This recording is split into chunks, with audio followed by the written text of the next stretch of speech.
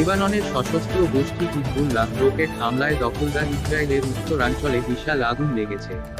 জানা গেছে, রকেট হামলার কারণে দেশটির উত্তরাঞ্চলের বার আম এবং ইয়ারুমের বিভিন্ন জায়গায় ভয়াবহ আগুন লেগে যায়। ফায়ার সার্ভিসের স্থানীয় কর্মকর্তাদের বরাতে গণমাধ্যমের প্রতিবেদনে বলা হয়, ঘটনাস্থলে কাজ করছে ফায়ার সার্ভিসের 4টি দল। তবে আগুন অন্যান্য এলাকায় ছড়িয়ে যাওয়ার সম্ভাবনা নেই। শুক্রবার দখলদার ইসরায়েলের বিভিন্ন জায়গায় নতুন করে রকেট হামলা চালায় হিজবুল্লাহ। তাদের এসব হামলায় আগুনের সূত্রপাত হয়। এর আগে ইসরায়েলকে লক্ষ্য করে বুধবার সকালে 200 বেশি রকেট ছড়ে লেবাননের শক্তিশালী সশস্ত্র গোষ্ঠী হিজবুল্লাহ।